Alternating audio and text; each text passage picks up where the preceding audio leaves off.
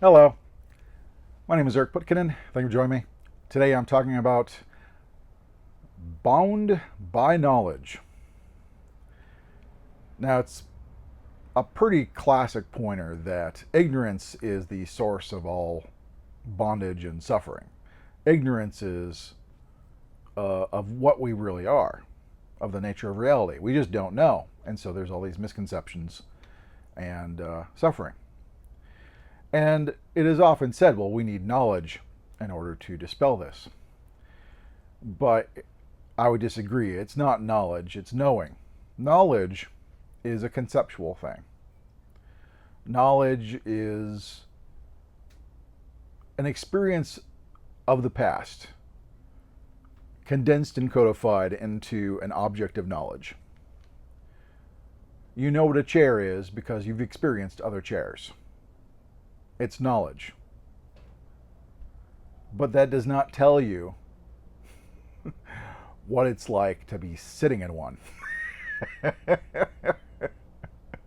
So there is a difference because knowledge is of the past, experience is of the present, and realization is an ever-present knowing. It's only in the present. And so if you are ever present, there's knowing that just doesn't kind of go away. It's just there. It's non-conceptual. You can't really put it into words. And so it doesn't, as soon as you try to turn it into knowledge and formalize it, it immediately deviates and becomes untrue in some way. Because someone could say, well, the truth is the self is everything. Yeah. It's not quite right, though. There's often debates about this.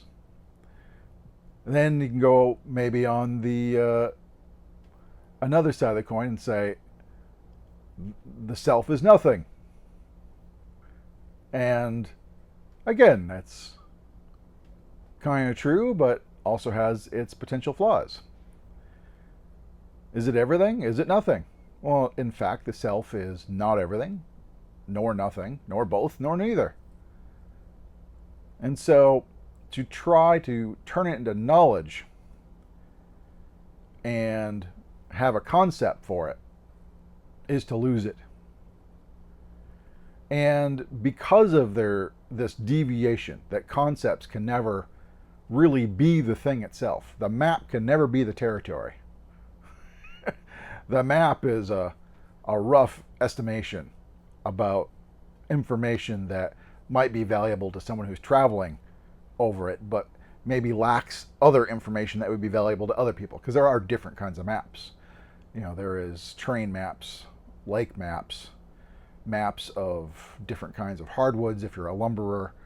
You know, there's maps could have all different kinds of information, and a basic map doesn't have all the information. And so there's always something missing. There's something flawed. And it is this ever-present knowing is where you have the whole picture. And as soon as you turn it into a concept, you've lost it. And if you hold on to the concept as this is it, well, then you've really lost it. Because now you're focused on what you think you know without actually looking. Because when we think we know, which is the fundamental problem with the self, when we think we know who we are, we can't really see who we are. If you really think you're this body-mind, if you really think you're this person, it becomes very difficult to see otherwise. And so if you think I am this and you've conceptualized it, then it becomes very hard to see otherwise. And the fact is, you're not that. No concept, no object is what you are. It's all flawed. Everything, nothing, whatever concept.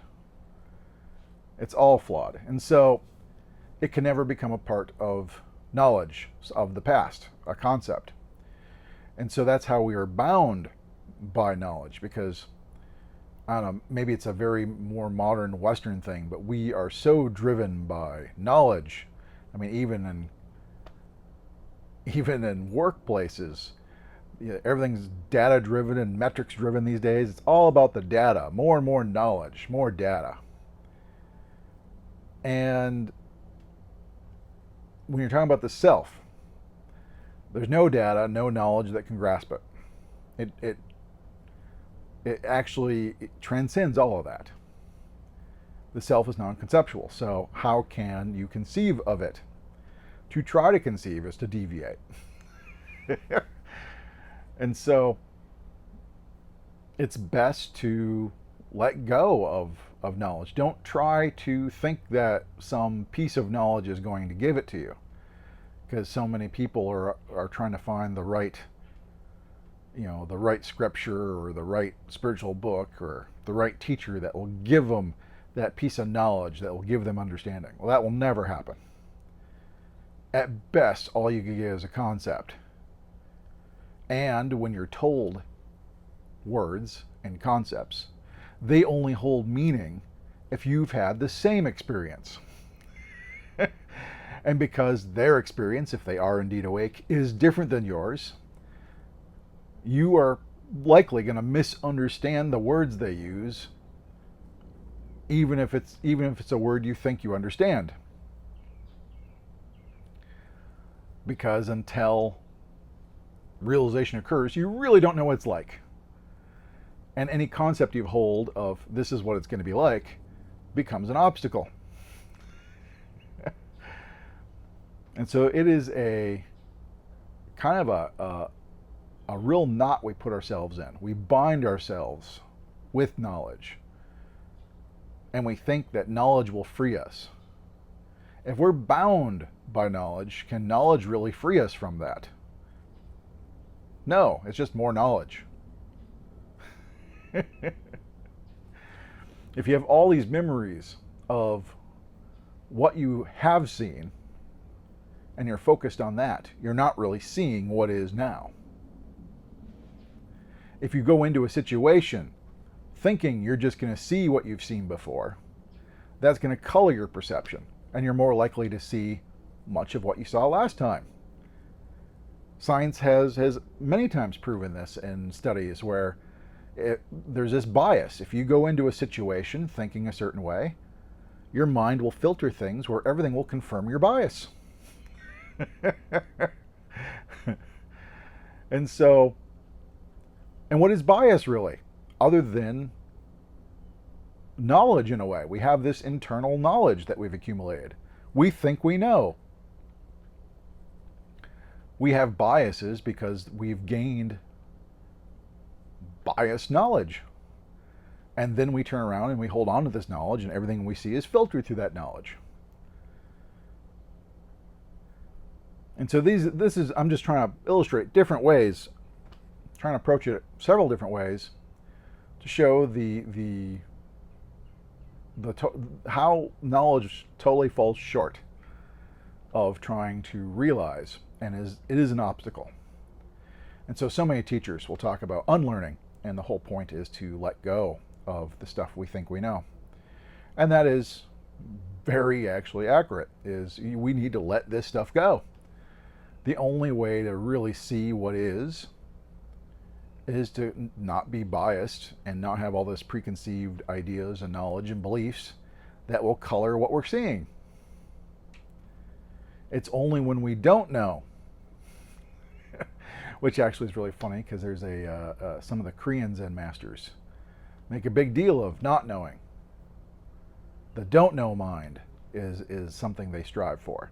You want to hit this point where you don't know. And not knowing is the doorway to seeing what is. Because when you don't know, you're actually looking. If you know, you're not really looking. What I mean by know is you have knowledge. I know what I'm going to see. There's this knowledge. And so, or you're trying to interpret what you're seeing in terms of the past, which is also knowledge. And so there's this constant projecting forward into the past and pulling back from the past knowledge. But knowing